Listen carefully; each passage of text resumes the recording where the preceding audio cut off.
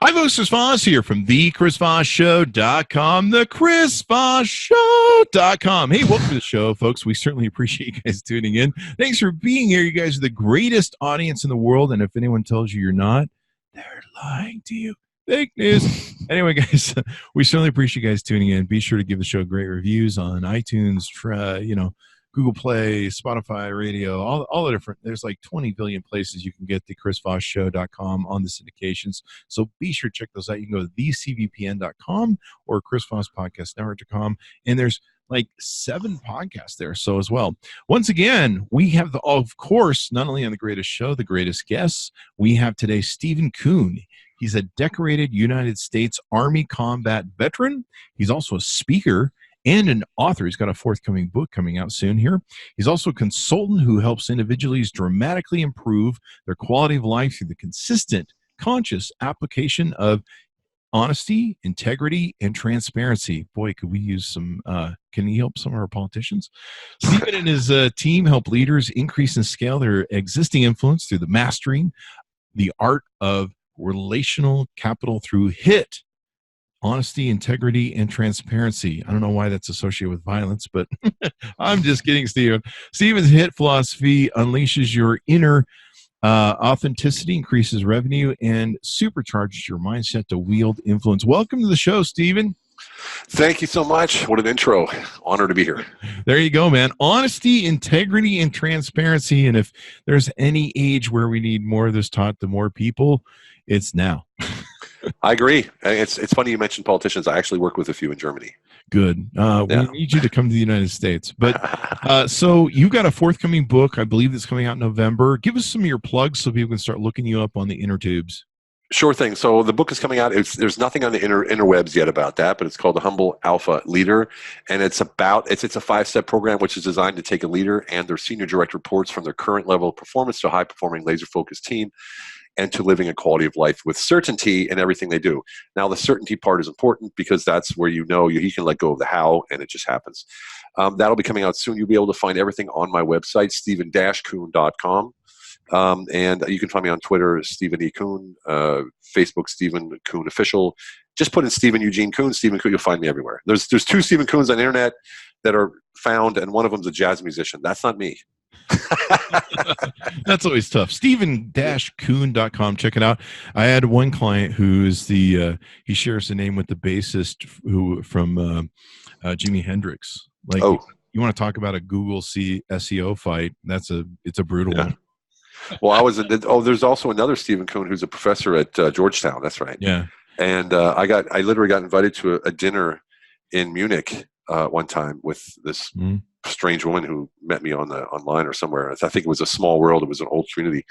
And I went to her house, and they thought I was this professor. And I'm sitting there talking with all of her guests, and I'm thinking, why am I even invited here? I thought she just was, hooking up with me. And when the dinner immediately ended when they found that I wasn't the professor. It was crazy. How uncomfortable was that? I get that all the time. I am competing with somebody else who also has the Chris Voss, and I just picked up a third who's like an SNL writer, producer, director. So I'm ready to shoot myself in the face right now. But, it is what it is. I have more followers than either of them, so I've got that going for me. But I get their emails and their calls because I own everything Chris Voss except for ChrisVoss.com. And so there's that. So let's talk more about you. You're a speaker. You do all these different products. You've got the Last Goal Setting course. You do consulting, coaching for people. I'm looking at your website. You got this really cool graphic of all the different speaking and events you've done and stuff like that.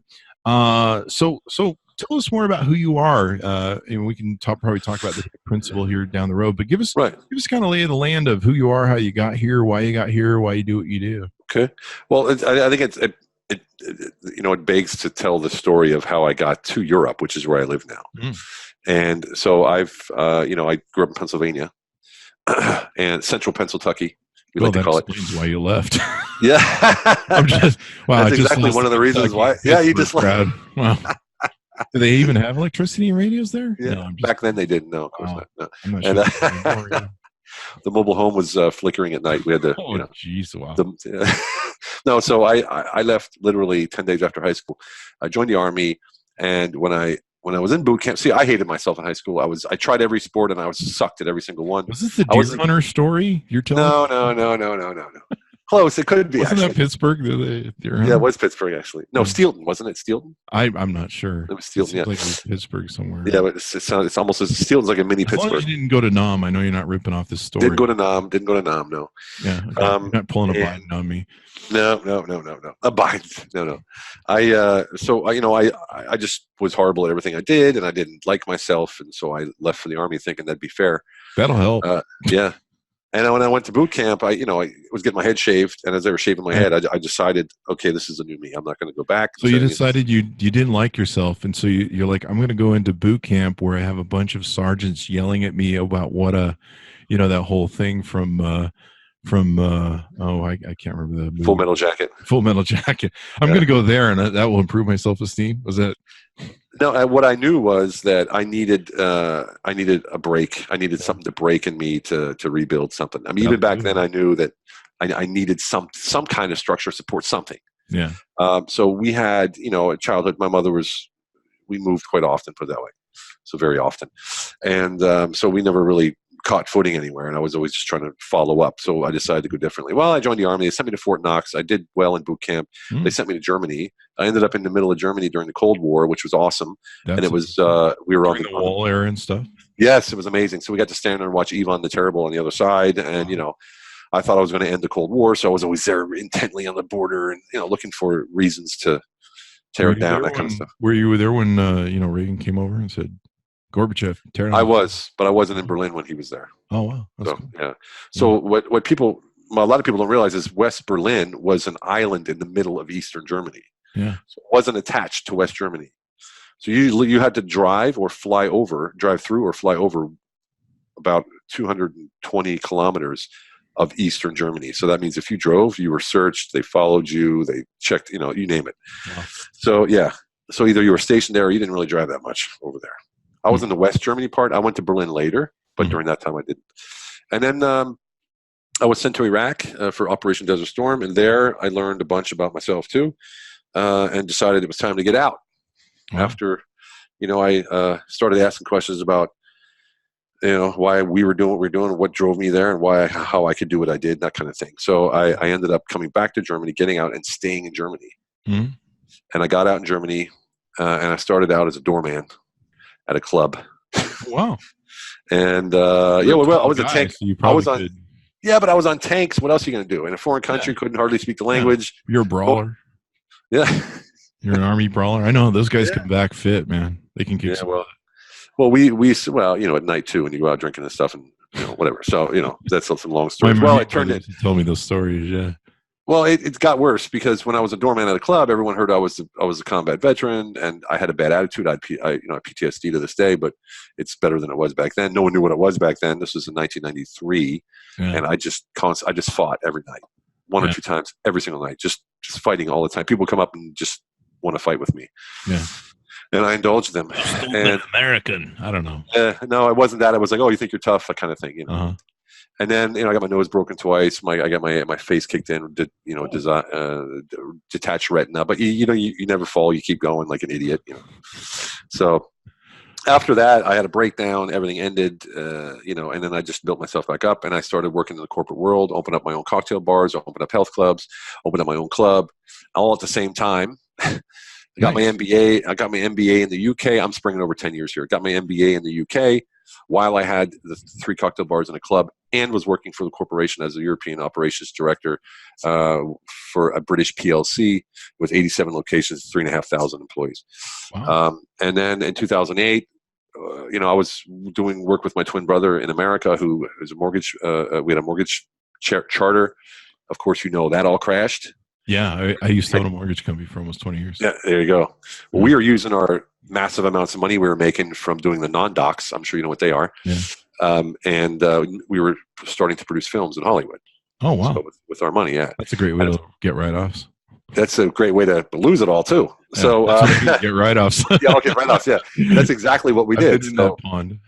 Yeah, so we lost everything. And I lost everything. I was in Germany still, and I ended up being homeless in 2008. Wow. So 11 years ago. Yeah. And so I went to a monastery after a suicide attempt, I went to a monastery in Austria and spent 8 months there, and came out the other side as the person I wanted to be. Nice.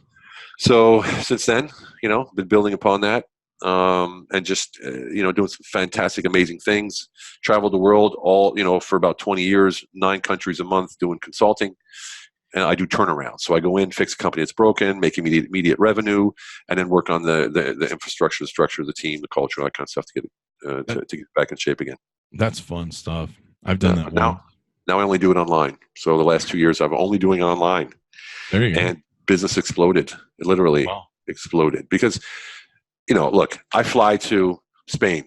First, I got to have dinner with them, got to have lunch with them, got to go golf, whatever that, all that executive, I call it BS that you got to do to warm up to the client. Well, when you have a video call, so you have an hour. Look, we get an hour. Great to meet you. Let's get rolling. And we just just knock it out. And then the intensity, the effectiveness, and it's just so much more than going there and wait and then goofing off and have a coffee. And I just, until you do it online yourself, you can't imagine. Because as an executive, you think you have to have your laptop, you be in the plane 24/7, you got to be moving around, you got the tie on, the whole works. Well, that's all ended for me. And not only have I become a better consultant through this, because I have to be more effective, but the results are just almost sometimes incredibly hard to believe. Yeah, that's awesome, man. Because, the thing I loved about becoming, early on, I think it was 2008 when I joined Twitter. In 2009, I was on my way to being whatever. And I loved it because number one, I'd always own brick and mortar companies. So I'd always, you had to get an office, you had to do the whole BS. And I'd never been able to make money online. I never thought I would sell like international stuff, like to other countries. I never thought that would open up. Of course, back in those days, we had to negotiate like hell just to have U.S. long distance lines, let alone, where you can, now you got Skype and you can do all this stuff. And I used to love it because I could wake up from a hangover and be in my underwear on a Skype video. I'm in my underwear now. No, I'm just kidding. And do a consulting call, video, podcast, whatever. No one's anywhere the wiser. And as soon as I get done, I crawl back in bed and be like, I'm going back to sleep. But it's crazy. It's wonderful. Well, and it branches out into so many things. I mean, I have a podcast as well called The Hit Show, obviously, HIT, H-I-T. And I do my consulting online. I do coaching online, just about anything. I am doing live events still, obviously, speaking and things like that. That's something that I can't live without. I love having that impact.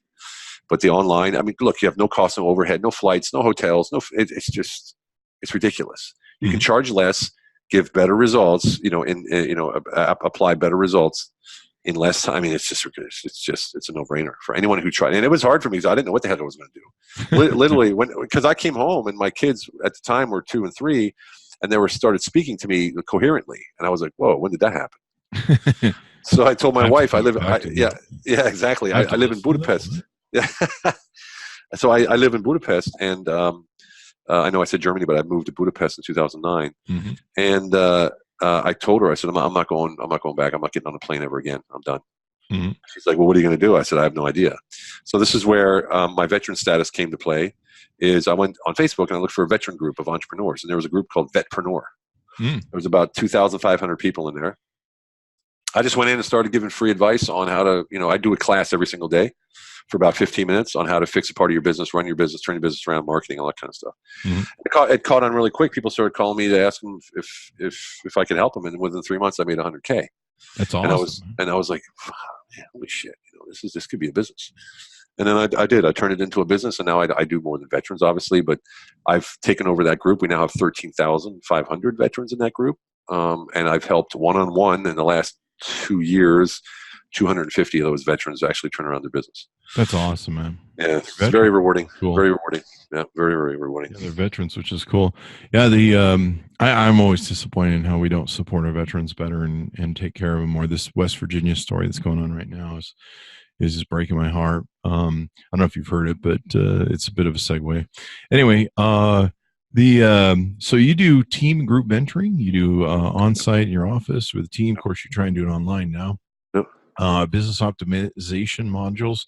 One of the things that I used to do back in the day when we had a lot of companies, we started doing loans where we would put in the paper, and I learned this from my friends who were commercial real estate agents or commercial business agents, where they would, buy and sell businesses as an agent to other people.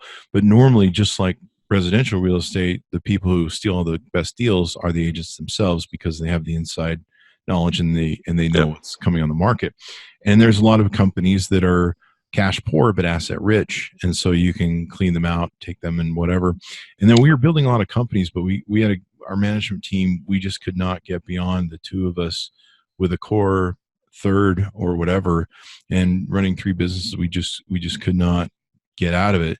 So my friends that were these business guys, they said, what you should do is you run an ad to loan money, and you'll shit your pants, because they will send you their P&Ls. They'll send you everything that you need to know about their business that they would never give anyone else. Yep. And so, we'd offer to loan or invest money, and you can literally cherry pick through it. And it was a really interesting experience, because what I started finding was why entrepreneurs fail. And 9 times out of 10, one of the problems I would see is they'd start a business with a mission statement or whatever, and they would run that fucking thing into the ground until they hit bankruptcy, and only then till they would start going, well, maybe we should change this model. Yeah, or ask for help. Yeah, and I would go in, we'd take a look at their businesses, and sometimes you just cherry pick, and so we'd find one that maybe was asset rich, or sometimes they could fold into our companies or other investments, or sometimes we would see something and be like, we can turn that around.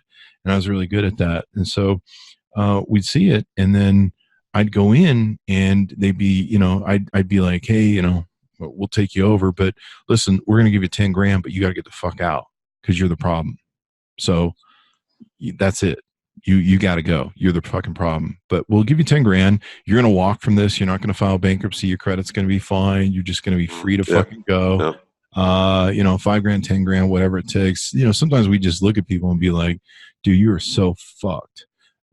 We will just take the business over and let you walk, and then we'll just figure out the cash flow from our thing. And what's interesting is that 9 times out of 10, they get really excited. Well, you're willing to buy us, we must be worth something. And so I give them a first right of refusal, and I say, look, I'm the first guy you call, but do not wait until you're 1 day away from bankruptcy and fucking call me, because I will not bail you out then. Yeah. You actually need to do it now. They're like, no, we're going to try it for a few more months, and they keep doing their thing. And son of a bitch, those guys would always call me day before bankruptcy. Hey, we need that money now. We want to do it now. I'm like, fuck. Yeah. But they would just drive that thing into the ground. Yeah. And so you probably see that a lot in your. I do. And you can see it in their messaging. You can see it in their ads. You can sort of feel it when you talk to them that they're getting more and more desperate. Yeah. So I'm pretty good at reading the signs. So when someone calls me, they're like, yeah, we're looking at a consultant, playing the high road, right? Kind of thing. We're doing well and everything. And then I start asking them simple questions they can't answer, then I know they're not doing well. What's your ROI? What's an ROI? Oh, what's your gross margin? What's your net margin? How's your cash flow? That kind of stuff. Yeah, and because if you're scaling a business really, really quick, you want to look at your gross margin. That's all you're worried about. But if you're in a sustainable business, you want to look at your net margin. That kind of stuff. It's just those simple things that if they don't know that, then they don't know where they are at the time. Yeah. And then you look at the costs, and it's just you're basically what you're talking about is around the model of buying companies with no money down, right? Yeah. It's basically saying first right of refusal, the whole works. Yeah. I have a buddy that does that in South America. He's hundreds and hundreds of millions of dollars worth of companies. It's ridiculous. Yeah. He buys it for no money down. There's just so many. I mean, we get so many calls and so many needs, and we look at these people and their business models, and we just be like, "Holy shit!" So business models. Well, it's usually not a model. It was like it's like a business something. I don't know.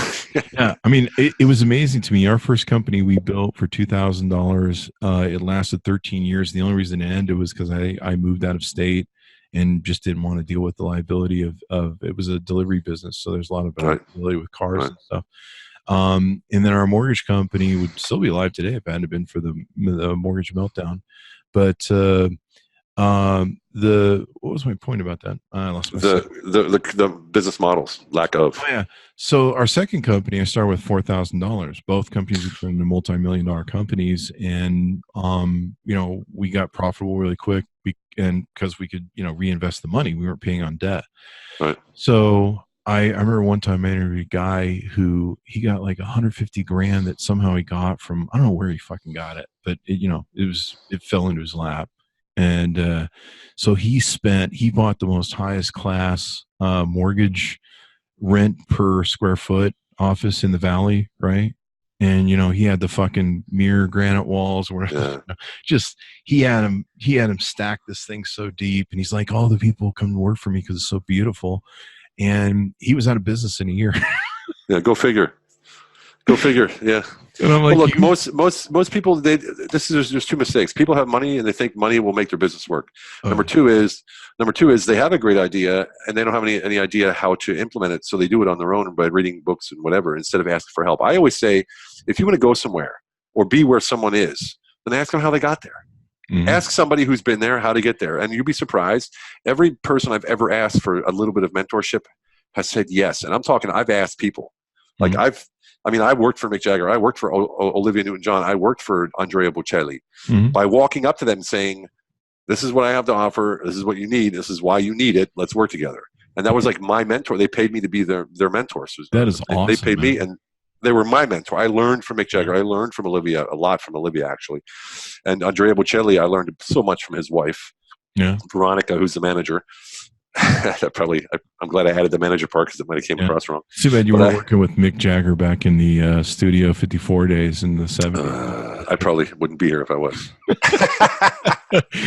Yeah. But that was 1998 when I was with Mick, and then Olivia was 2009, and Bocelli was 16, 17. Yeah, she's great. She's amazing.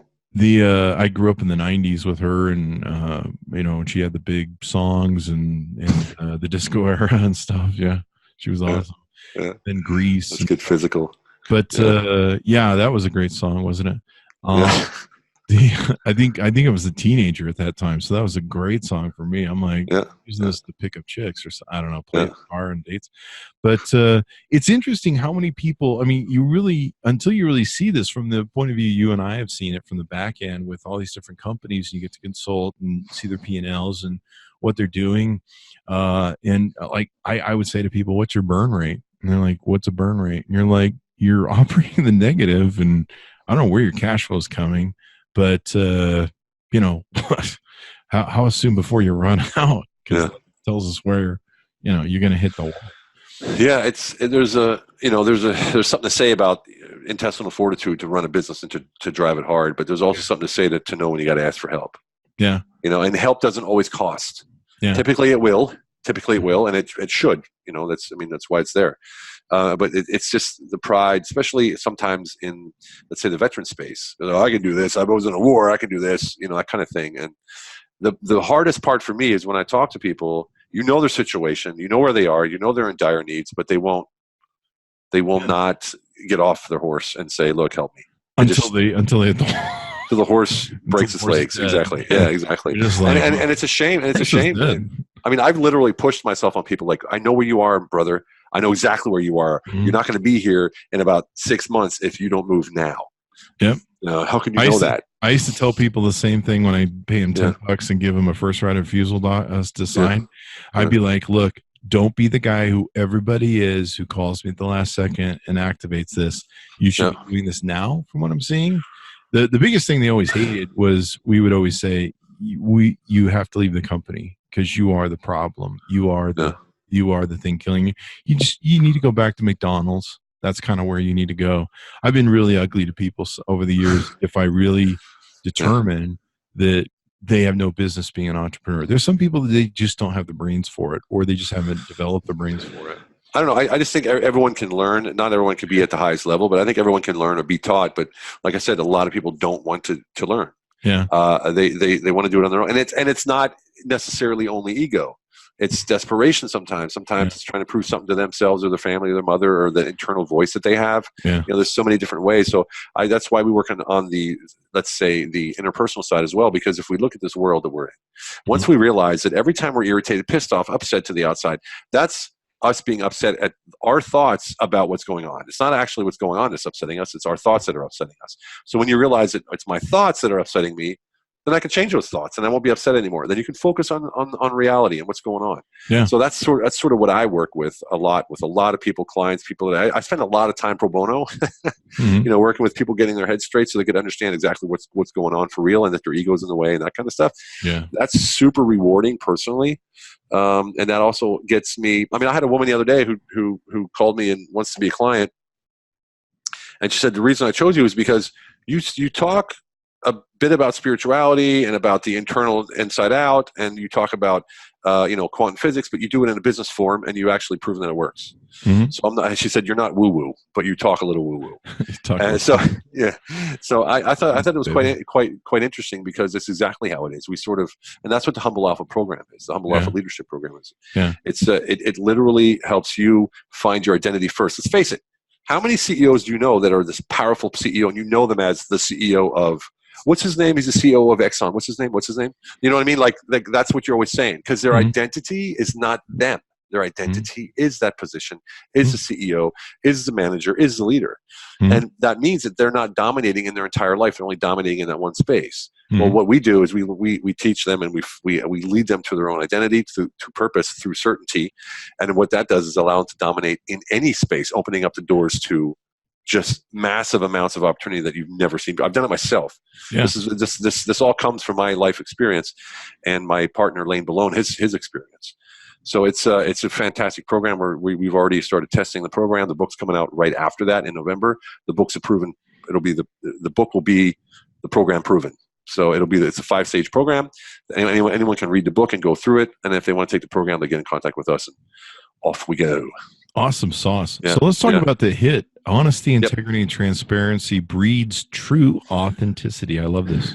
Yes, indeed. Well, let me give the definition first of HIT. Honesty is being true to who you are and how you live, to yourself first.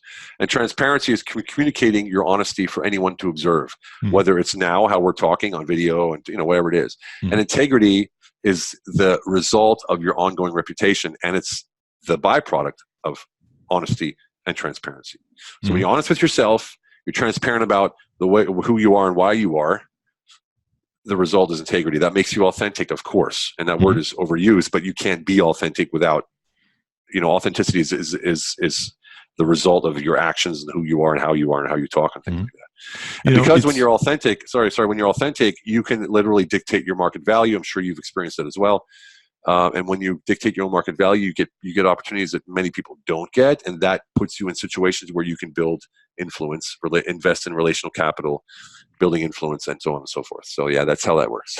In the social media space that I kind of reinvented myself in with Twitter, and I share. I'm on a lot of lists with a lot of people that are successful in social media and writing books and speaking, things like that, and. Some preach authenticity, but I know them personally and know that it's a complete farce. And then there are other people who are completely authentic and largely see-through. I like to think I am. People tell me I am. And I try to be honest, and integrity is super important to me. Ethics are a super important thing. And I try as hard as I can to do that. But I find, I've had some of my social media friends come to me and they go, I don't want people to know certain things about me. And I'm like, well, that you really can't be authentic. I mean, you've got to either open up and show the world who you are, or if you're hiding shit, well, it's not very honest. Well, there's a saying, transparency and honesty to the degree that every situation dictates. Yeah. So where everyone has a win-win, right? That doesn't mean you lie. You never lie, of course. And, I don't talk about my intimate things with my wife and things like, well, sometimes, but not very often, things like that. And there's certain things that just don't fit in a conversation. Now, in today's world, everyone wants you to say something so they could find something on you. That's why people are sort of, gearing down and not having, they're scared to be transparent. Today's world, everyone's wants to follow a trend because they're trying to be someone else or through somebody else, and they're not living their true life, man. And they just don't know who you are. And you look at these people, who are these people? If you live HIT, It literally allows you to dig through all those layers and just be who you are with no fear. And I'll tell you why. Because when you operate from the core principles of HIT, you're operating from the inside out. And that means everything that you're doing is based on you, your identity, and your purpose. Mm-hmm. And nothing on the outside can change that. It doesn't matter what people say. They can try to interject and try to misinterpret, but it doesn't matter because you know it's coming from here. And just that energy, just that presence of mind to have, you can say what you want, doesn't even bother me. That right there, that blows away any critics. It just blows them away. They have no chance. It's like hitting a steel wall. That's a system that I've used from the very beginning. Fortunately, I got trained about ethics. I took some really good ethics courses being a real estate agent. Every year they put us into an ethics class, and I learned a lot of really cool ethics stuff, and different levels of ethics. And honesty is a huge thing for me. I grew up with a challenged childhood, and so honesty, trust is like huge for me. Being gaslit by someone who lies is like, that really sets me off, which makes it hard to live in today's political world. But honestly, it makes all the difference. And most of my social media people, they kind of have this veneer, not most, a lot of them have this veneer of like, they never share anything beyond a certain wall. Right. I've shared pretty much everything, I think, at this point now. And what's interesting has been the experience of me sharing that. People have gone, Chris is really freaking human. This is a really human being. Of course. And by them being able to see that there is no veneer in all the different ways that I've exposed myself and been authentic, right. People can't really come at me. They can't come at me and be exactly. Like, that's the whole this. point. Look, HIT doesn't change who you are. It reveals your most authentic version of yourself. Mm-hmm. I mean, that's the cool thing about it. And when I talk about honesty, the hardest part of honesty is being honest with yourself. I mean, people lie all the time. Mm-hmm. The more you lie, the more you're, desensitized to lying. Mm-hmm. And the more natural it becomes. Matter of fact, your brain's so wired to either tell the truth or to lie. And our brain gets wired by our actions. So if we tell the truth all the time, that's how our brain's wired. Yeah. We lie all the time, and I mean to ourselves. Mm-hmm. That's how our brain is wired. So naturally, your body wants to be honest. Your body is also adaptive if you continue to lie. So if you lie all the time, and it's just little lies like, yeah, no, I've never done that, or I don't do this. Next thing you know, you believe it yourself. Yeah. And then you're really being disingenuous because you're believing what you're saying, and it's not even true. Yeah. My biggest problem is I'm so lazy I can't remember what I lie about. So if my girlfriend goes, I'm gonna try it. Oh, wait, I thought you said you weren't at the bar. You were with your friends on Friday, but now you just said you're at the bar. I'm like, oh shit, I forgot my story. I was with my friends at the bar. Yeah, but what's interesting is my friends who've preached and written books on authenticity and haven't been busted, it's pretty bad when they get busted. And so one of the great benefits of being authentic and open and opening up your life and trying to be as honest and transparent as you possibly can and operate with integrity is you help a lot of other people who are struggling with it. Like one of the things I opened up about my dog's death, my death of relatives. I went through about 27 years where no one around me died. And I got to be honest, I was starting to feel like I was immortal, and my dogs are immortal. We're going to live. I mean, I knew we were going to live forever. I wasn't that delusional, but I know what you mean. Just felt immortal. Yeah. And no one died around me that I loved. No one for like 27 years. I flew with just this wonderful, no relationship with death. And then one day my dog died of a seizure at 14 years old or something. And it was, I knew it was going to be a seizure. She had him for a few years. I had the warnings. I knew time was coming, but I didn't realize that in 1/2 an hour we would go through happy moments to she's gone. I didn't get to say goodbye. Yeah. And so I bled that out online through my Facebook and Twitter and shared it. And the benefit of that was I didn't realize by being authentic and sharing that pain and that tragedy and the journey through that and after that of healing, there were so many people that wrote me crying going, you're bleeding that out online and your emotional response to that made me realize that I didn't have closure with my dad's death or my dog's death. I hadn't ever gotten closure, and watching you go through that crucifixion of yourself, that helped me. And that's the whole point about honesty. Yeah. Honesty is vital to growth. Yeah. Without honesty, you will never grow. And then you just gave the perfect example of how you grew emotionally in that moment and how you helped others grow in that moment. I mean, it's like, it's incredible what honesty can do. People think honesty means, oh, I screwed up, now I have to tell the truth. We're not talking about that. That's called owning your shit, right? And that's, you know what I mean? That's where integrity comes in. Integrity doesn't mean you got to be perfect. Integrity means when you're not perfect, you own it. Yeah. Right? And what's nice too is I've fallen down and admit my mistakes. I've come out about stuff that happened in my childhood, and owned it. And it's built this reputation around me where I'm honest, or people perceive me as being honest, integrable, and transparent. I lost my point there. Basically, they just go, you know, Chris makes mistakes. He's not a perfect human being, but the beautiful thing about Chris, he doesn't walk around fucking acting and thinking like he's the perfect, you know, like he just came down from the sky for us off the, you know, mount, whatever.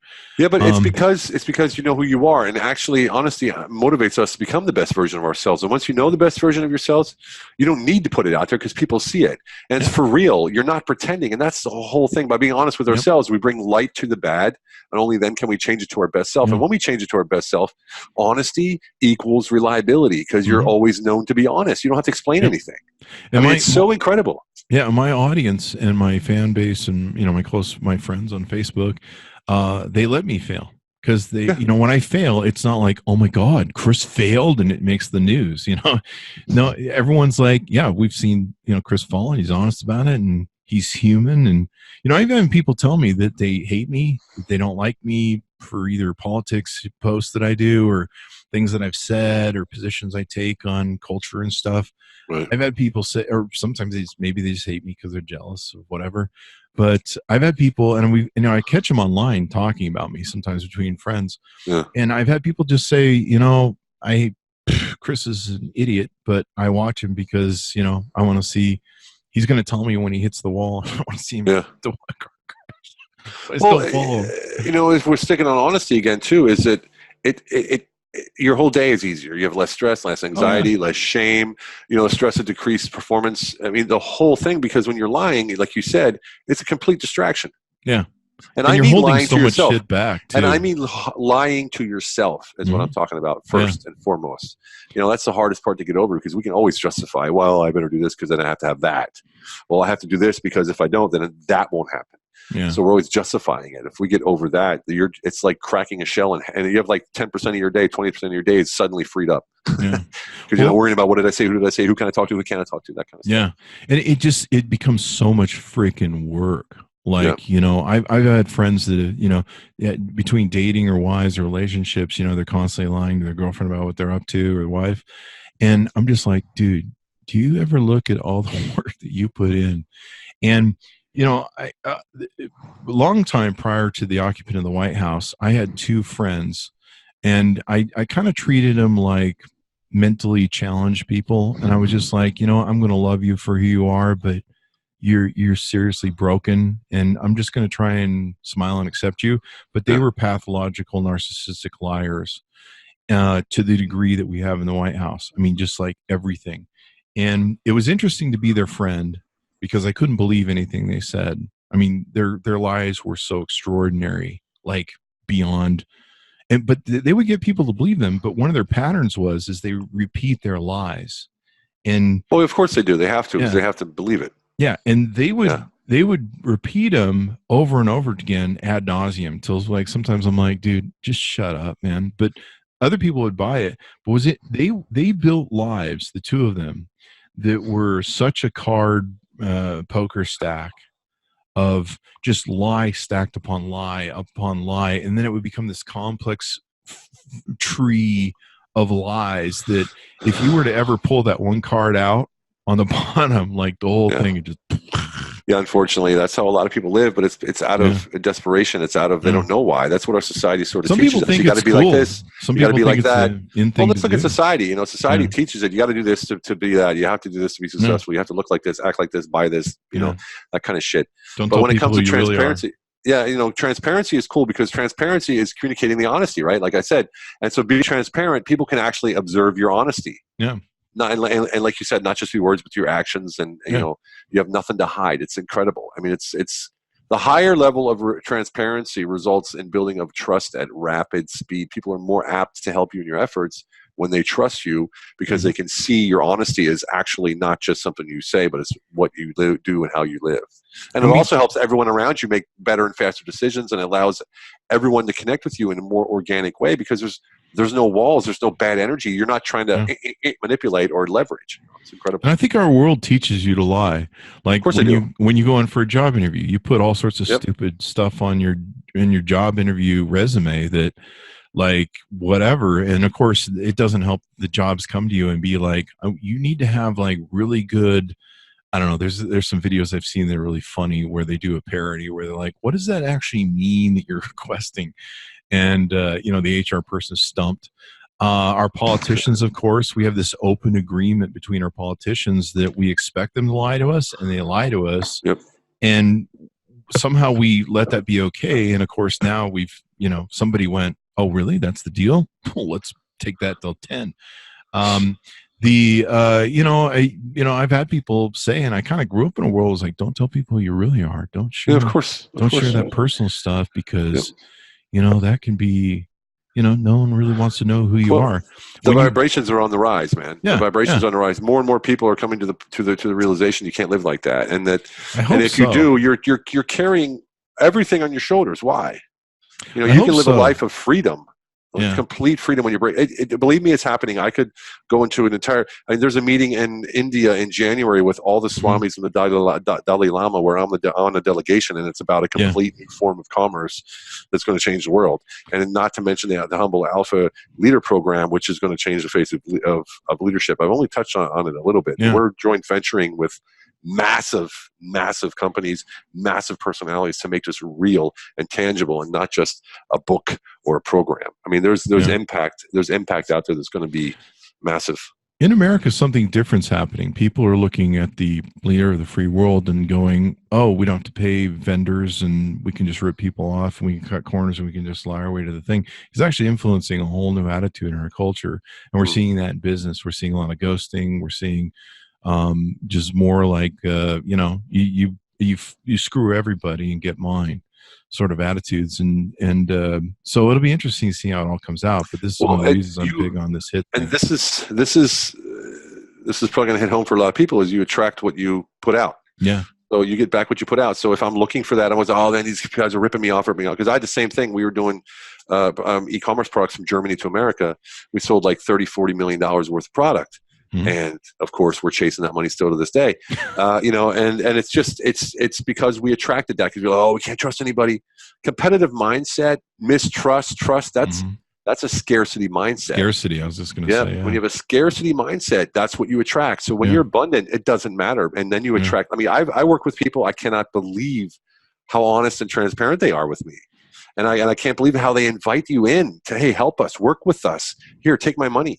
And that's because that's how I live 100% as much as I can. Yeah. And of course, we always fall off. Everyone falls off the horse. But like I said, integrity, when you have it, when you fall off the horse, you say, look, okay, I fell off the horse. I screwed up. I fucked up, and get back on the horse again. Let's roll. Yeah. And everyone's cool with that. Yeah. It's just when you try to hide it, well, no, I puffed but didn't inhale, or maybe I did inhale. It just keeps going on. I never had sexual relations with it. That kind of stuff. So just fess up, man. Own it. Own it. I mean, you look at. I mean, I don't want to get into politics, but you look at the, and I saw this with my other two friends too. That one lie would just create so much drama and so much problems. And if they just would have went for the truth, they would have killed it. A lot of even politicians know that sometimes you just fess up to it, and that kills the story. That kills the thing. You beat it to the deal. But being honest all the time is so easy. I never have to remember anything I lie about. I never have to, sit and go like, what was my story last week on that? And I've seen, like I said, I saw my two friends that were just super pathological. Like nothing they said was truthful. Like if they told you that they woke up that morning, you'd be like, I'm not really sure. Like if they told you the sun came up today, you're like, I better double check that.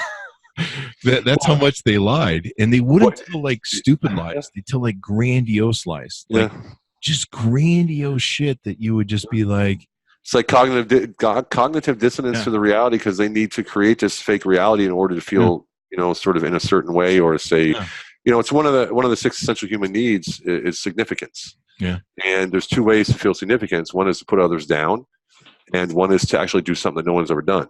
Mm-hmm. And so you see how most people put people down, and they do that also by lying and building themselves up to put other people look lower, that kind of things. But in this world of growing world of fakers and distrustful people living by hit, it really allows you to live in the world effortlessly, because you shield yourself from that pool of people automatically. They won't even talk to you, or they'll shy away, or they'll embrace completely what you do and fall at your feet and want you to help them. I just realized too, that came to me, both of them were CEOs, and they were using that dissemination to be a leader. So that was their leadership. What's the word I'm looking for? Their leadership principles, core principles. And so that was how they were maintaining. And they would fill themselves surrounded by these dupes that would actually believe all this BS they would do. I remember one gal who's one of them. She told people that she'd been on 7 Vogue covers. And not even Giselle has been on 7 Vogue covers. She might have been now, but this is like 20 years ago. And the lie was so obvious. I mean, it was so, you could go on, you could Google it and find out. And I think she'd been on once on Vogue. But the lies were just so crazy expansive. But now it just occurred to me they were using that as a leadership sort of mechanic, method, mantra, whatever. And they were using that to hold power, which is weird because they own their companies. Like, why do you need to hold power if you're the CEO and you own most of the shares of your company? Significance. Again, significance. I mean, there's only 6 essential human needs. When you realize the 6 essential human needs are the basis for every single problem in the world, it makes your decision-making process really, really simple. I think you got a book there, man. Well, the 6 essential human needs were originally put together by Chloe Madanis. Tony Robbins uses them too. And the first one is certainty and comfort. So we all need to feel safe, avoid pain, feel comfortable in our environment and our relationships. The right. second one's Mexican food and spaghetti, right? Right. Exactly. The second one's uncertainty and variety. Right. So everyone needs some variety in life. Our bodies, our minds, our emotional well-being require exercise, suspense, surprise. We need that. That's what I keep telling my wife and girlfriend. And then significance, of course, like I said, we need to feel important. And those first 4, I haven't mentioned the 4th one yet, is a personality need. So love and connection. Everyone needs love and connection. Matter of fact, babies die if they don't have it. That's true. And the last 2 are needs of the spirit. And one is growth.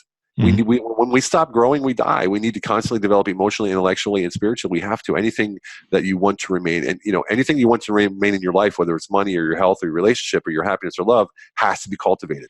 Unfortunately, I've used food and sugar to keep growing. So that's part of it. I'm going to work on growing a different way. And then the 6th one is, of course, contribution, to go beyond your own needs and give to others. Yeah. So they're literally sitting. It's boiled down. When I look at any situation, when I look at any problem with a single human being, I can choose one of those 6 things. Really? Yeah. Wow, I just learned something.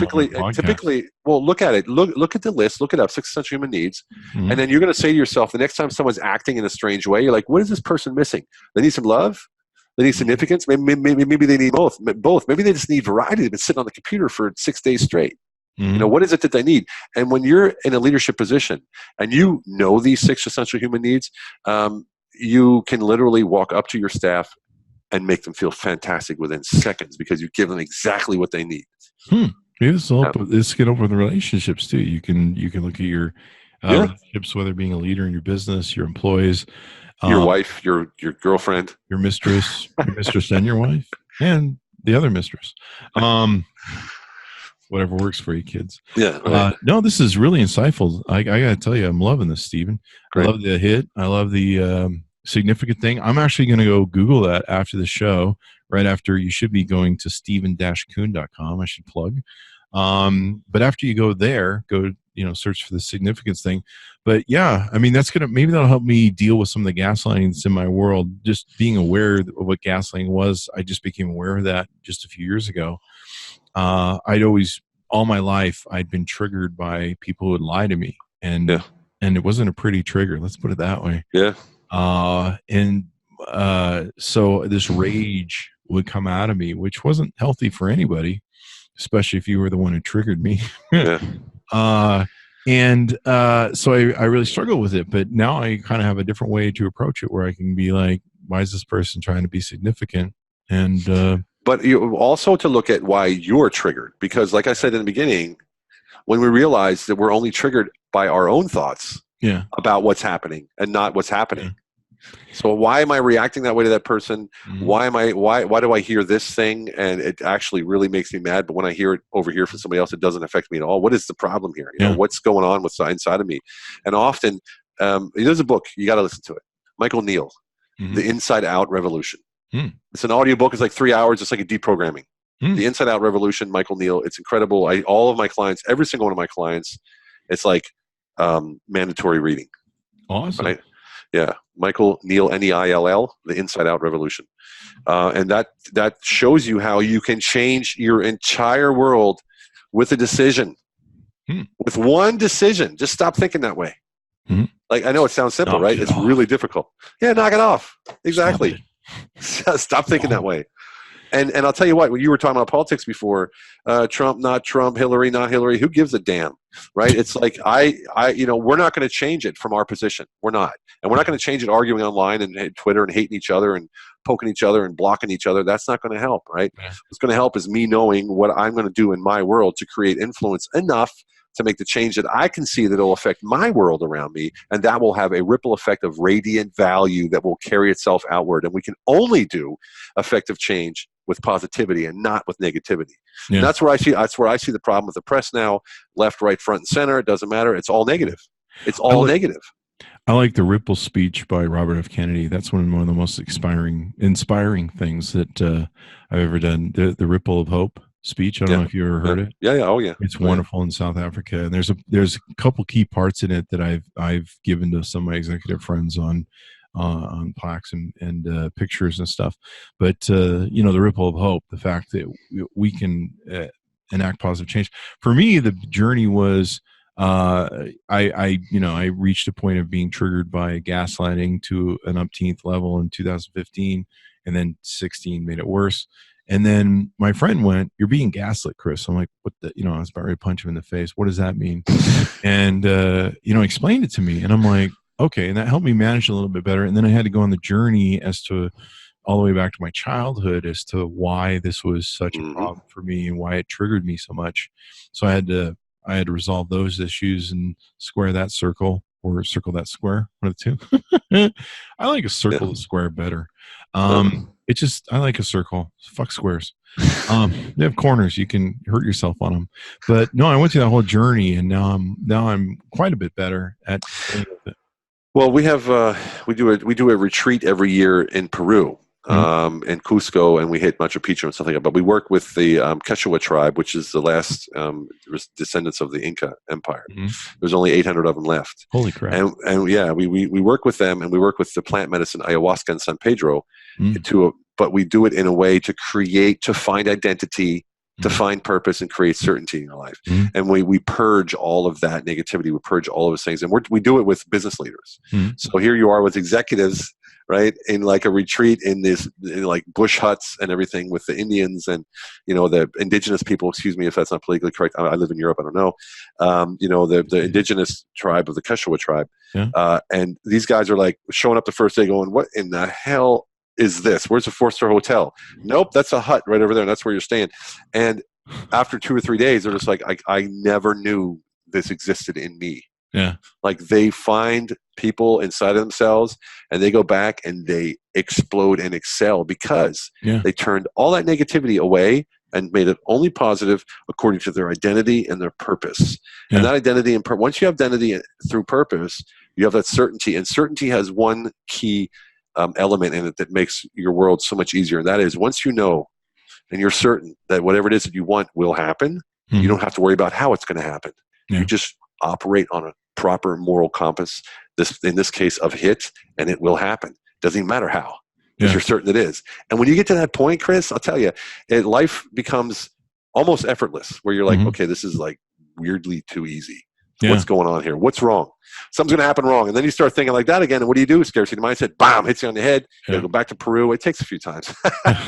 No, I like that. I like that concept. I don't want to put words in your mouth, but I think from what you told me of your journey, you've been through those experiences, but where life has thrust upon you a new identity or made you go back to basics with your identity.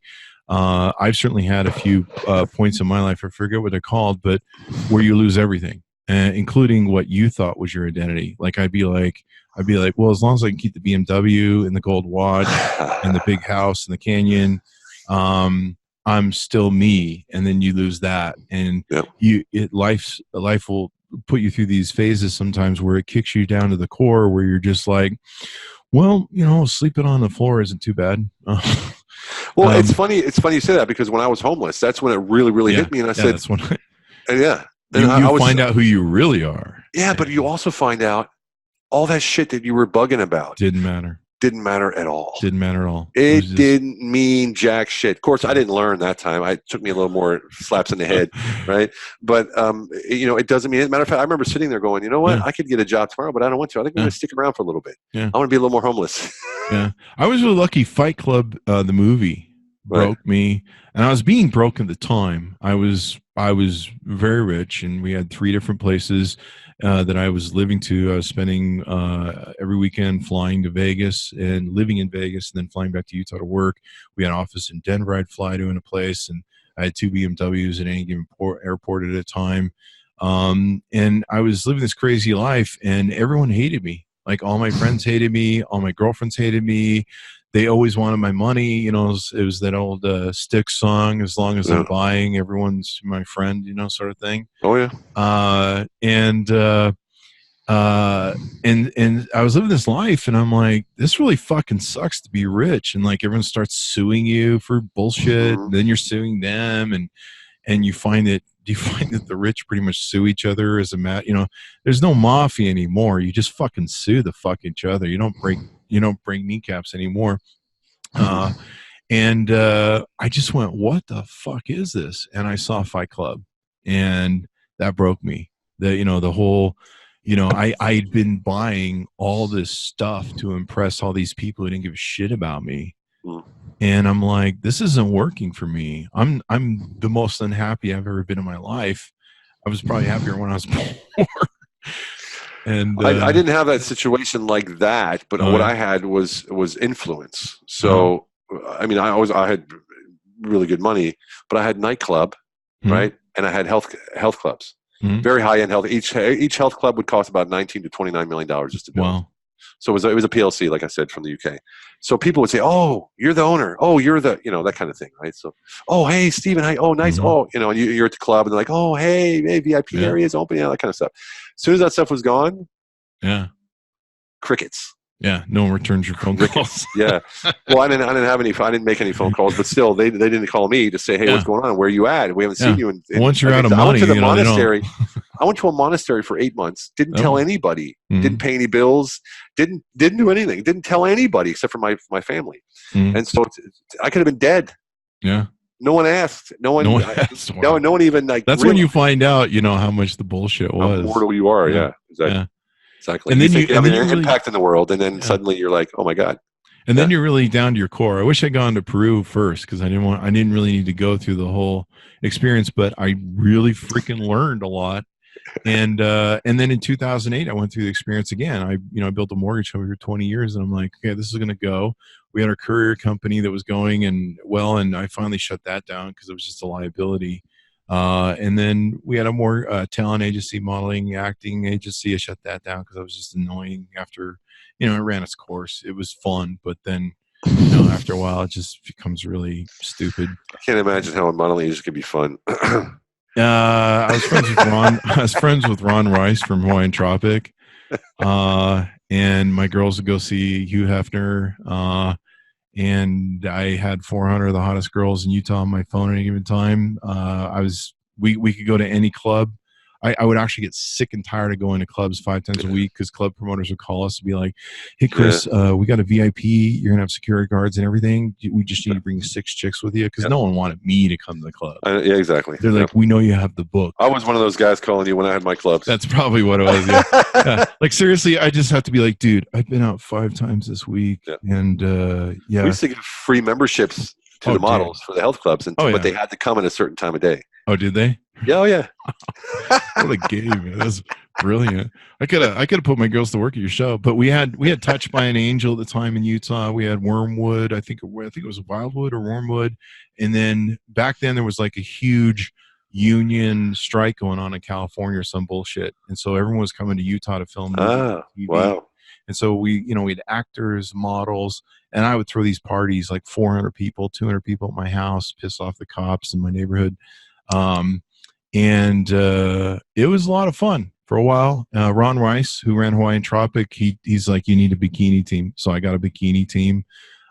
We do like events, and then Hawaiian Tropic would have their state, their state like Miss America crap. They'd have their state thing, and then you move up to the national level. And so it was fun for a while. These are all things that we do that just sort of, I don't know, I guess we have to, wear our horns down, or who knows why we do it. There's a lot of stupid shit that I was in my 30s and I've been single all my life, but it was it was pretty interesting. It was something that very few people get to go through, and being called the Hugh Hefner of Utah was definitely interesting. I really wanted to meet him before he passed, which is unfortunate. I really look up to him, but it's kind of weird now. I still know a lot of the girls, and now there are these upright soccer moms, and they're they have 4 kids, and they're living, they're going to church every Sunday and stuff, and I'm just thinking, wow, I got some stories. But I'm still friends with them, so we all hang out, and they're just wonderful people, so it's been good. Well, that's awesome. It's kind of the journey you go through, and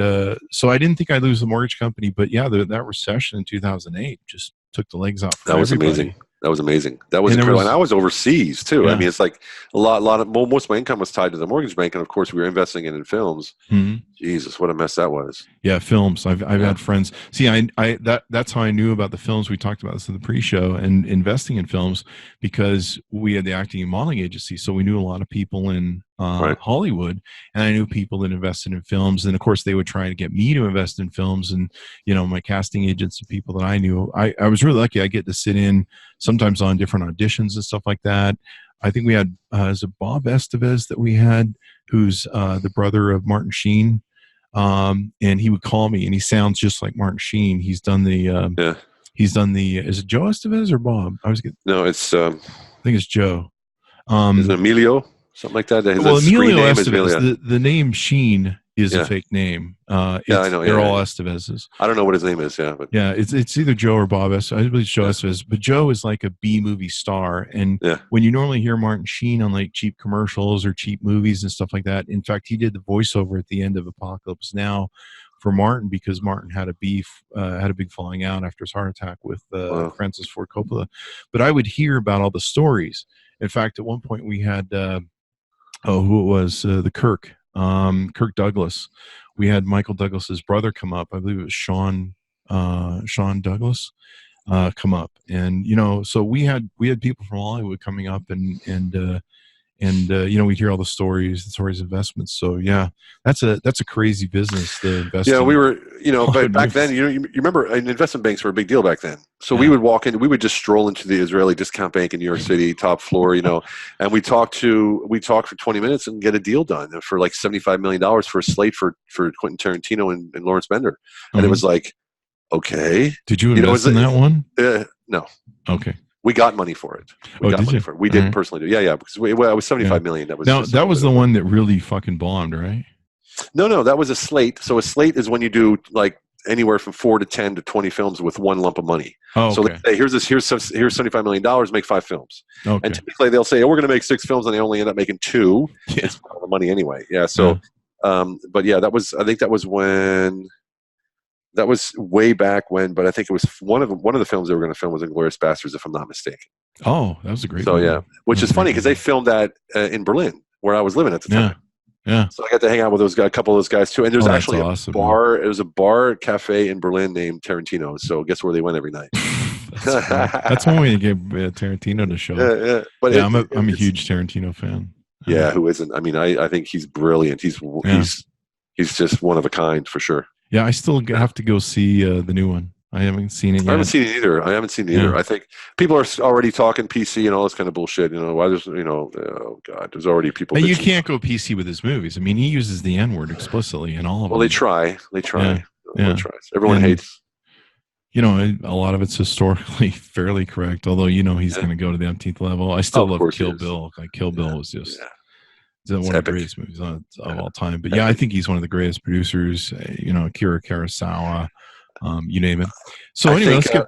Wait, what was the one movie with... I always forget the name of it. From Dusk Till Dawn. Was that the one where they were with Dusk Till Dawn? Like a real normal movie until they go out into the desert and go to the titty twister and just...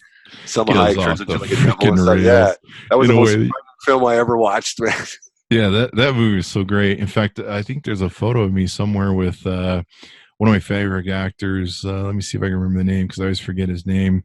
He was the guy who was in jail for like murder and stuff. He's the Hispanic gentleman. He was in Heat, and I'm looking at his picture right now, and I don't know why I don't have this tagged. But I've got a picture of him. I got a chance to meet him up in Utah. I came up for a film they did up there. Yeah. He was in that movie. And just so many great stuff. But this is the journey you go on, man. You lose everything, you get your identity, and then you come back and live an interesting life. And keep going. It's never ending. It's never ending. Look, I talked to a guy, I had a mentor. He was 98 years old when he died, but he started bodybuilding or weightlifting when he was 83. Mm-hmm. Right. And so when he was 83, then by the time he was 87, he won like 7 gold medals in bicycling, running, rowing, the whole works. And I said, dude, what are you doing? Mm-hmm. He said, look, this is how you stay alive, man. You're in competition with yourself. And you're always growing and always learning. I want to learn new things and always grow new things. And he was competing in bodybuilding at 98 years old. And then when he got pneumonia and died, I guess he was pushing too hard. Wow. But I mean, the guy was agile, smart, sharp of mind. And he told me that's how I stay sharp of mind. I'm always competing with myself. I'm always setting mid, mid and long-term goals. And I'm always pushing myself to the next goal. So yeah, I think maybe that's why people lie to themselves and they think they've got to lie to others. Is they think the competition is with other people, but it's really with themselves. Completely. Well, that's again scarcity mindset. Scarcity mindset will always bring you down, and that's exactly what you nailed it. Yeah. They think it's competition with others. Yeah. When it's not. Once you know your identity and your purpose, it doesn't matter what anybody else does because it all adds to the cake. That's the beauty of it. And people got to understand. Let go of the outside just for a little bit. And go on the inside and find out who you are for real, man. Yeah. I mean, the last goal setting course, that's you mentioned that. It's on my website under products. It's an 8-week course. It's 1 video a week with 1 feedback a week. And that teaches you how do I find my identity and my purpose. Then you set 100 goals for the next 30 years.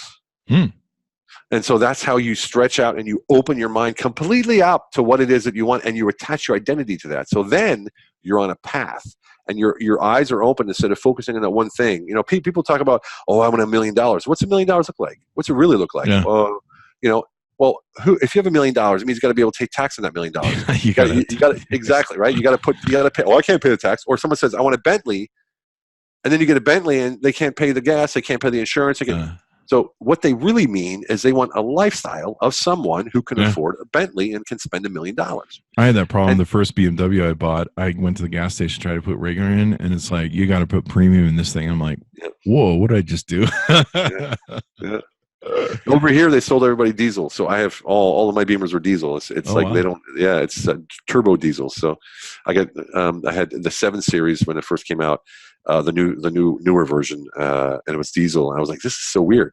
But it doesn't sound like the diesels in America. It doesn't sound like a truck. It's just very quiet.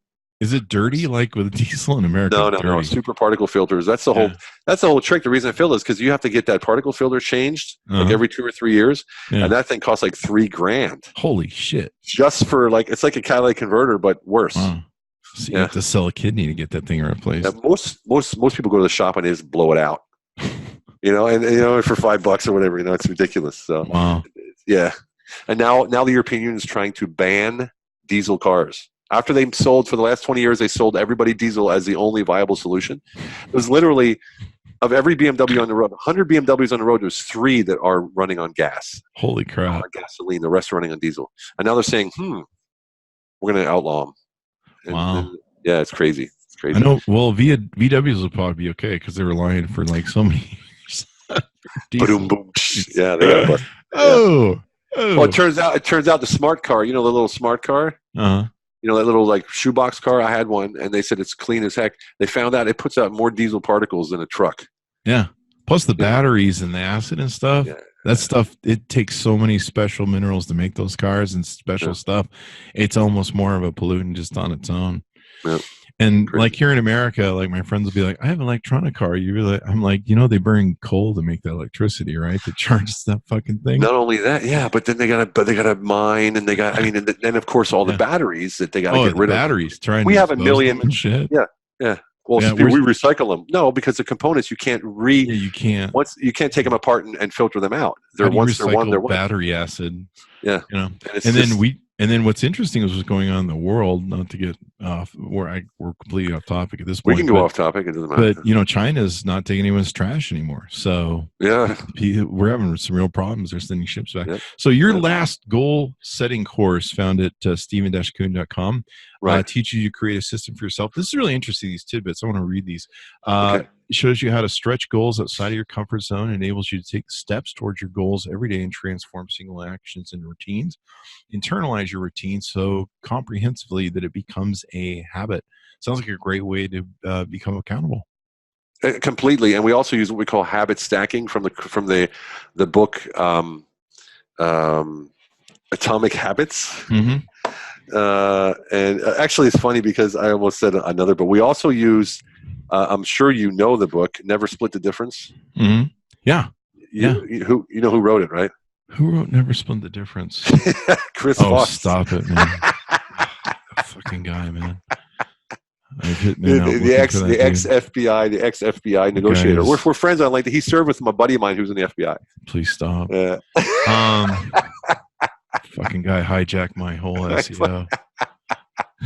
Oh man. His real name's Christopher Voss. He did it just to steal all my rep. So anyway, the last goal setting course teaches you to create a system for yourself. You can be accountable, and what are you gonna do, man? That's crazy. Well, it's also it's literally the last time that you need to have a goal setting course, because it's not typically you set a goal and you reach it and okay, now what?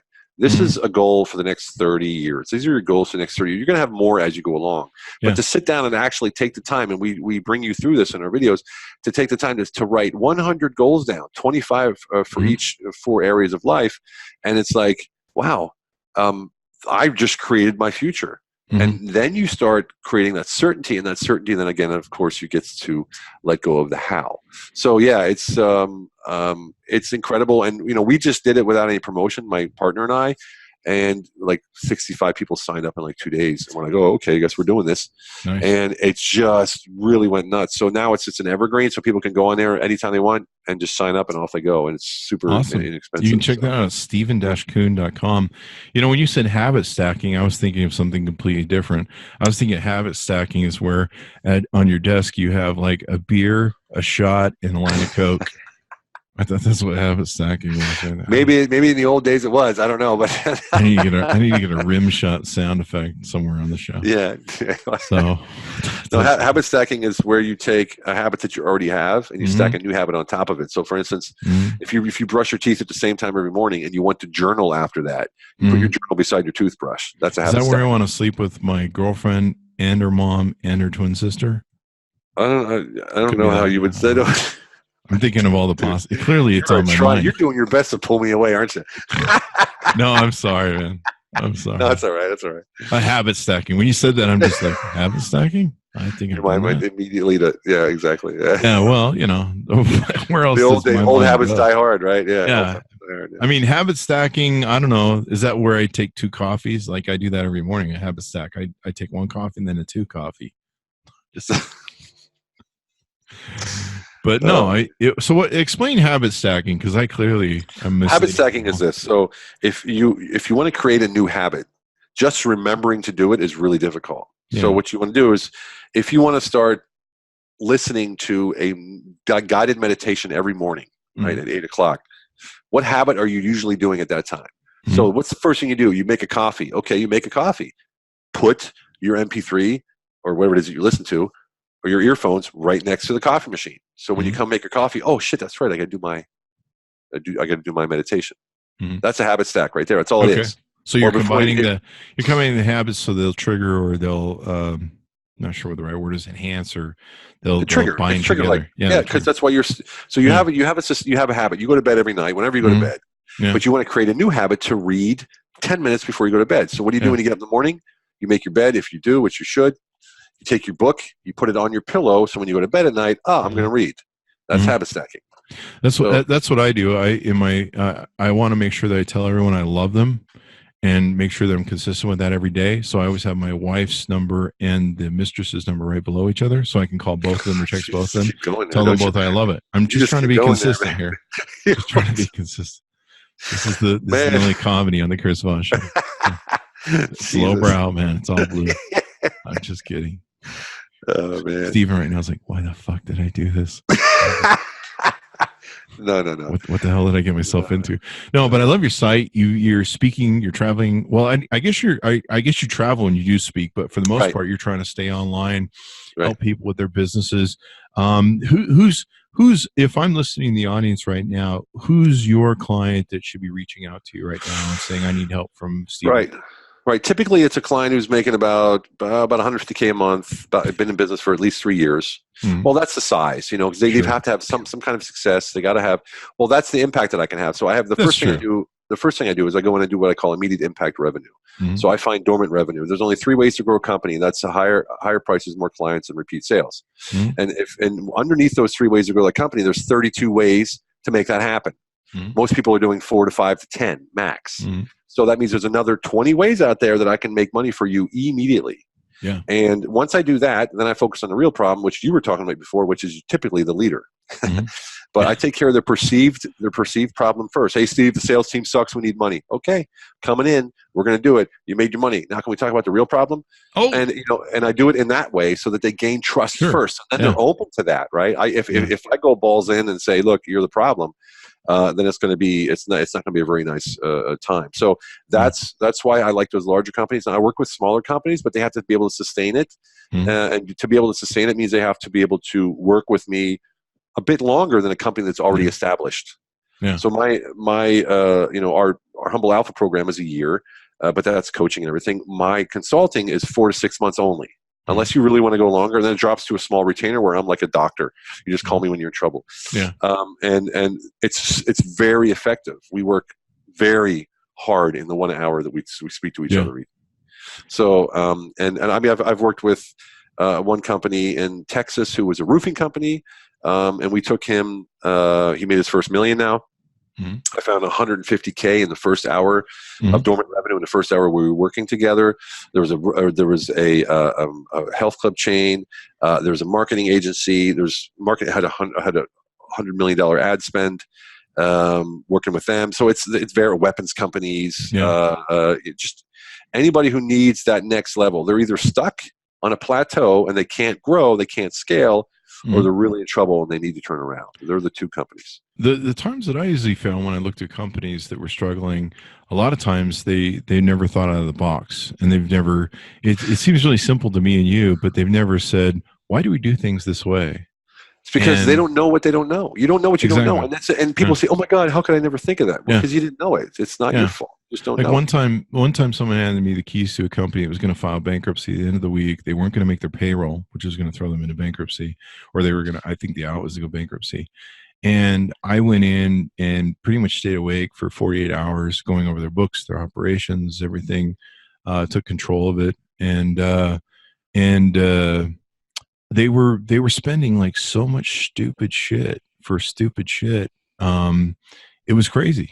I mean, they were just the stuff they were wasting money on was crazy. And I literally went through, cut it all down, cut it up, brought in better vendors, and really streamlined it. We made payroll at the end of the week. They never filed bankruptcy. And we turned that company around. And I remember meeting with one of the owners later and was like, how the hell did you do that? And I'm like, you guys are doing so much stupid shit internally that I just had to cut it all out and down and then re-strategize it. See, that's the beauty of what I do. Yeah. Is I don't look at the financials until I've made them more money. So I literally make revenue. I don't cut costs. And so when I walk in, they're like, oh, you want to see my P&L? Nope. What? No, I don't want to see your P&L. If everything stays as it is, and this is where you want to go, I'm going to get you here. That's where we're going to go. And from then, we're going to look at you. And after that, we're going to look at the P&L. And what that does is like, wow, this guy really wants to give. Matter of fact, when we come up with an exact number, I guarantee my cost back in revenue. In the time that we work together. So whatever you pay me and the time we work together, you're going to make that back in revenue, not by cost cutting, but by new revenue. There you go. That's how confident we are. That's how confident we are. That's awesome sauce. That's awesome sauce. Yeah, it is. Well, sounds good. So if you're making that kind of money, you got that kind of company, and you know, I always say, hire consultants before you need to, and hire advice. Get outside your head and stuff, build your board and all that stuff. So that you can get out, because the last thing you want to do is be trying to find your own ass in the darkness when the shit hits the fan, and you know the class action lawsuits are coming, and you know that's the last time where you're gonna be like, well, maybe we should rethink this. Well, look, you know, I work with smaller companies who are veterans, obviously. I mean, a lot, like I said, a lot of veterans, they get cut prices and that kind of stuff, but I don't really want to promote that, because the veterans thing is not something that I'm really making money on. It's something that I'm doing out of the goodness of my heart, and I really want to make this happen for these guys and gals. But if there's veterans out there that are in that position where they're like, look, man, you know, we could really explode if we just knew how to do this, that, or the other, then of course they can reach out, you know. So it's not, I mean, I don't say no to anybody, and I'll put it to you this way. Anybody who calls me or writes me, they're going to have a conversation with me one way or the other. It doesn't matter how much you make. It doesn't matter how big your company is. And typically if I turn you down because we don't fit together, I will give you someone who is in either your price range or in your niche or whatever it is that you need. So don't have this. People shouldn't have fear. Just, oh God, that's, you know, whatever. Just give me a holler. And I mean, like I said, I give. My only intention in this world, and every meeting that I have, and even with you today, is to create value. There's no wants, no expectations, no wishes, no nothing. It's just my only intention is to create as much value as I can in every meeting and every chance encounter that I have. And that, my friend, is the secret to true happiness, if you ask me, because if I don't have any expectations, unless I verbalize them in a business, for instance, I'm never disappointed. And what I've learned from you today, Stephen, is that you're just trying to be significant. I learned this. I learned. Good, I learned. You have taught me and my listeners something that it will be of high value to me. Anything more we need to know as we wrap the show, Stephen? I think we covered a lot, and thank you so much for going over to overtime with me. I'd like to give your listeners who stuck around this long a big applause for hanging in there and listening to us. It was they are a awesome. lot of fun. And if you didn't, well, you're not going to hear it anyway. Danny Trejo was the guy from Danny Trejo, of Dust course. Till Dawn. Yeah. There's that's what I was thinking too in my head, but I couldn't think of his name either. Yeah, he's such a great actor. Really wonderful guy. When you meet him, like I've heard that about him. You would think that he was, he kick your butt, but he's so meek and so mild, and I wouldn't want to piss him off. Of course, I've seen the movie. Wouldn't want to test it, right? Yeah, I've heard that about him. I've heard that from somebody else who met him. He's just the nicest guy. I watched that movie Machete, so I don't want to piss him off. But I've seen that movie. Great actor. Wasn't it like a Machete 2 or something? It was like something like I know exactly. Well, there shouldn't have been the Attack of the Killer Tomatoes either. That's true too. There's a lot of movies that shouldn't have been. But anyway, thanks for being on the show, Stephen. We certainly appreciate it. Be sure to check him out at Stephen-Kuhn.com. Stephen, you want to plug your Twitter and Facebook, LinkedIn, or anything like that? Yeah, Twitter is Stephen E. Kuhn, Stephen E. Kuhn as in Eugene. My LinkedIn is also Stephen E. Kuhn. You'll find me. Just put in Google Stephen Eugene Kuhn, and you'll find me in every platform. Awesome sauce. Well, thanks to my audience for tuning in. I learned some really cool things here. I'm probably going to go back on the tape and listen to some of it and catch up on some of the books you recommended and things like that. We'll look forward to your book coming out, I believe, in November, correct? Yep. November. All right. And thanks, Monis, for tuning in. Be sure to check in every day. Subscribe to the show. There's 7 podcasts at thecvpn.com or the Chris Voss Podcast Network.com. You can go to either or and get those. Be sure to recommend the show to your friends, neighbors, relatives, dogs, cats, mistresses, pool boys. Get everybody to listen to that show, man. Just play it at home for the dogs and cockroaches when you're at work, because you want them to be smarter as well. I don't know why you want cockroaches to be smarter. That makes no sense. I'll let my audience square that one. They're like, why did he? There must be a reason. Anyway, I'll let you guys ponder that till the next show, and there might be an answer or there might not. So thanks for tuning in. We certainly appreciate my audience, and we'll see you guys next time.